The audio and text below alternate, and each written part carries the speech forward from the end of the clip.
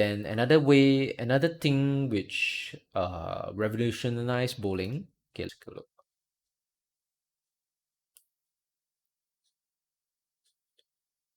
Okay, so this was the next part of the evolution of bowling. So from the 1990s, we moved on to the 2000s. So from the 1990s onwards, synthetic lane surfaces was already in use. And the next evolution in how our bowling environment developed was the evolution of automated sport model oiling and cleaning machines, which were developed by both Brunswick and Kegel.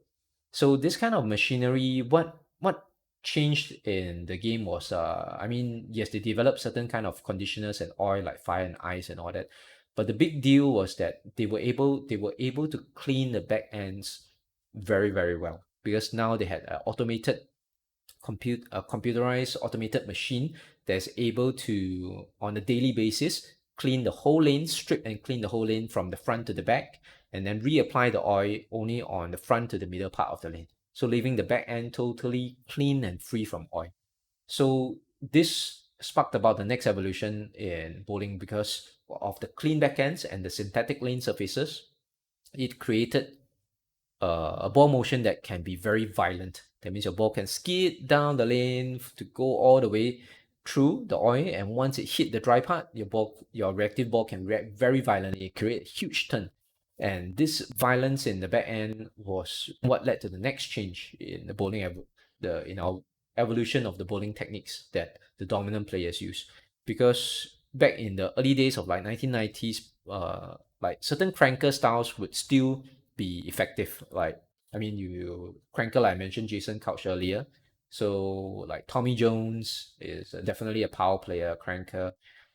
People like Robert Smith, the famous cranker. So Robert Smith was the guy who can generate like 600 over RPM with his one-handed style. So they were employing a technique, like especially Robert Smith was employing a technique called the lift and turn technique, which you can literally see him stopping. That means his feet will be at the foul line first, and then his hand will go underneath the ball. During this downswing, he will like cock up his elbow. He will buckle his elbow in, so his hands go underneath the ball in the downswing. At the release point, he would start lifting the ball. So he would lift, and during the lift, he would turn his hand a little bit on the sideways as he's lifting the ball. So you can see literally he's still lifting the ball at the bottom of the swing. And he lifts his ball through the bottom of the swing. The ball actually exits his hand after the bottom of the swing. Then he has a little bit of loft onto the lane. And that loft is because he's releasing the ball very late. So he had a tremendous amount of lift on the ball. And this tremendous amount of lift created a lot of RPM, a lot of revolutions, and a lot of drive and power, which was still okay that means in the 1990s to 2000s. But the problem was that once in the later 2000s, when this kind of sport model machines came out and the back ends was very clean, that kind of violence in the back end led to more. That means it's not as effective. That means it was harder to get your ball down the lane to get the optimal entry angle, because this amount of lift would cause your ball to react early.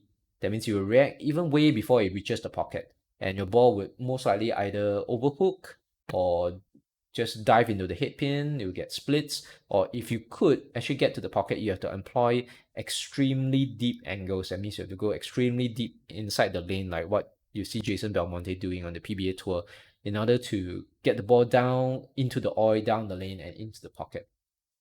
So the lift and turn style became out of so it didn't become the dominant style anymore. Whereas the turn and lifters still had, like the Chris Barnes and the Pete Webers, they still had a lot of success because of their technique, turn, and then lifting later. Because of the turn that they employ, the ball was able to go skid down the lane, have some axis tilt as well as axis rotation, so you skid down the lane. Once it hits the dry, it has a little bit of transition, so the ball will start changing direction, but it will change direction a bit slowly. And when it finally starts to go into the pocket, that is where it is near to the pins, near enough to the pins, then it still goes into the pin at a good entry angle, which created the strikes. So the evolution of the lane machines and the clean back ends was the next step in bowling evolution. And obviously, you see here in Kegel's website in 2013, they had this flex machines. Same, Brunswick also developed their own machinery, but basically, the significant change was the clean back ends that this kind of automated machinery provided on the lane surfaces. Okay, so that is the kind of like a summary of the evolution of bowling. So basically, what is useful, what kind of techniques is dominant nowadays is a lot of turn and lift. So what I was taught is that for a lot of two-handers such as Jason Belmonte, I was taught that they were using lift and turn, but I beg to differ because maybe I'll do this in another video study. If we study the two most dominant two-handers in the modern game, which is Jason Belmonte and I would argue Anthony Simonson, both of them actually uses a turn and lift technique instead because they will actually straighten their hands during the downswing, and you could literally see them in their videos that they will actually turn their hand before it reaches the bottom of the swing, and they would only do the lifting when their ball and the swing reaches the bottom of the swing. So they are employing a turn and lift technique instead of a lift and turn like the older style of like Robert Smith. Yeah, like the older style of Robert Smith. So the turn and lift created the length that they needed. That means the ball could go down the lane and react later so that they get the good entry angle into the pocket. So the turn and lift, so the evolution of the game. So why do we need the high ref rate, the high ball speed? So the current dominant style in our modern game would be the high ref rate, high ball speed, the turn and lift technique. And that is like because of the environment. Because now our back ends are really clean. And in order to have your ball not react early, you needed to have high ball speed. But when you have high ball speed, because the lane material is the lane surface material is still synthetic and no longer wood, you still needed a lot of lift in your release. So you needed the revolutions and the lift as in order for the ball to generate the surge through the pocket, the power through the pocket. So you needed high for especially for the men's game actually. You needed high ball speed, high ref rate, and you needed to have the turn and lift technique. Then timing wise, this is where it differs because for us in Singapore and the Asian games, we're going to teach a lot of delayed timing. That is mainly because we see that the Asian physique, for Asians, especially Singaporeans and other Asians, we are a lot smaller in size, shorter in height, smaller in build compared to the Europeans and the Americans.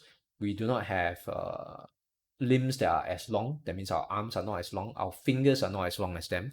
And of course, we have smaller hands. That means our fingers are not as wide as theirs, which means all this would so-called restrict our ability to create lift on the ball, to create lift and create revolutions on the ball. Because the longer your fingers, the more RPM you can generate on the ball. And the wider your fingers, the more surface area you have in contact in the finger holes, you can also generate more lift and more power. So because of the Asian physique, we have to teach a form of delayed timing. So delayed timing means we a bit like what Mark Rolfe used in his day. That means have the feet arrive earlier and stop at the foul line and before the ball reaches the bottom of the swing, so that the player's body has enough time for the hands to go underneath the ball and to execute a complex turn and lift release. Of course, people can still use the lift and turn, but the lift and turn will be too violent for today's environment. So the turn and lift release is still the dominant style that most of us coaches are going to teach. Okay, hope that is useful. So hope that explains a little bit, educates the general audience a little bit on why we teach the styles that we teach is because of the evolution of the bowling environment, meaning the evolution of the lanes, the bowling lanes, the evolution of the lane cleaning technology, the evolution of the bowling ball technology, which resulted in the professional players to have a certain style to dominate in the competitions, and that is why we have to teach that certain style. Okay, and thank you for watching. We will see you guys next time.